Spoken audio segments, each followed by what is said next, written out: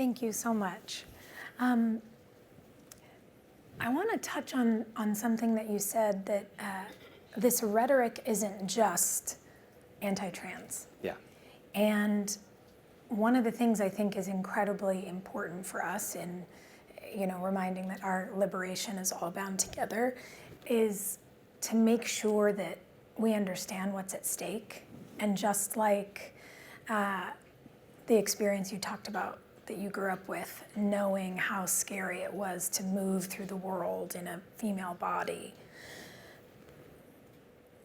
it can't just be women who talk about rape culture, and it can't just be trans folks who talk about protecting bodily autonomy. Totally.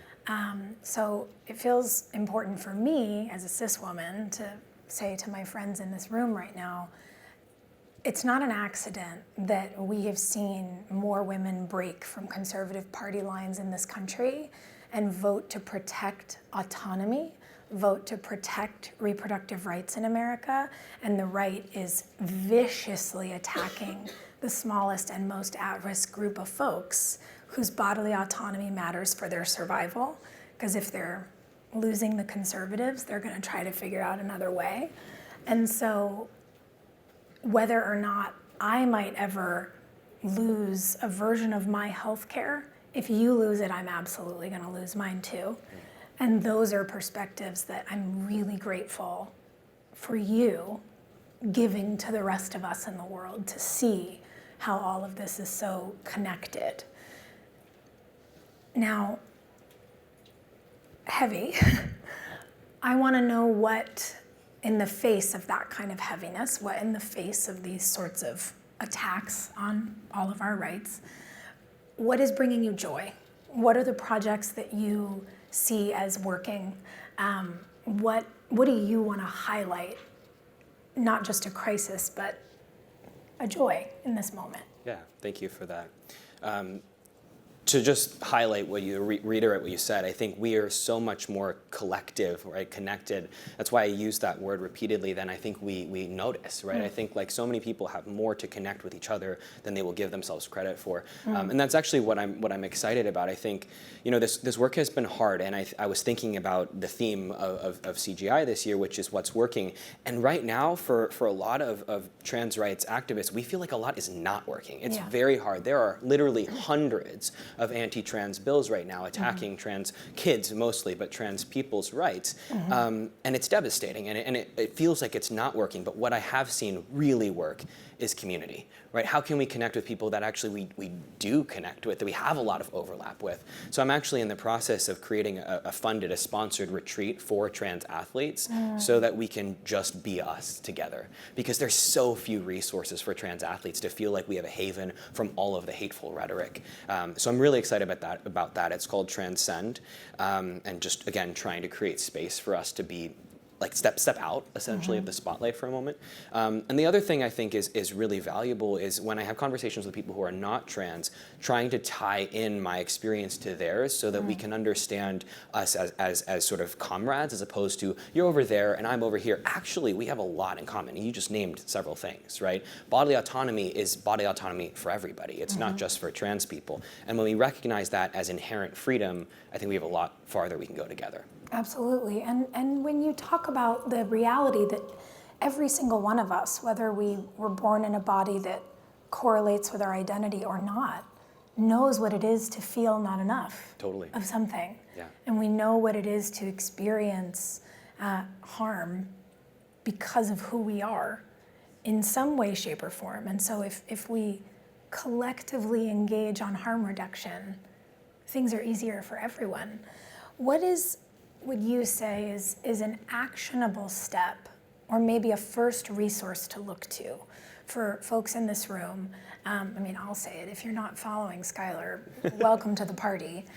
You're so brilliant, and your content and your teaching you're a marvel. Thank you. But in addition to following you, what is an action item for everyone in this room to get involved, and what do you think are good first steps for folks to take to make a meaningful difference in supporting trans communities in the country and around the world? Yeah. Well, I'll give you one like emotional sort of question, which is ask yourself, how has my gender limited me? It's one question, and you could spend probably days thinking about it. But ask yourself, how has your gender limited you? And then the flip side of that is, how has your gender facilitated you? And think about that, because so many people don't reflect on actually the privileges and oppressions that they're experiencing as a result of their gender. And it can be anything, like when I walk through a room, people stand to greet me, right? Or when I walk through the door, people assume that I'm going to speak, right? These are things that I experience now as being perceived as male that didn't happen before I transitioned, right? I'm deferred to in a way that's totally different from before my transition. Noticing that for me is so natural because I didn't have it, and now I do. But most men probably haven't noticed that, right? And on the flip side, what are the ways in which your gender has stopped you from being able to do X, Y, and Z? I think for a lot of women that might be easier to notice, but there's also different things that being a woman has facilitated that I've lost.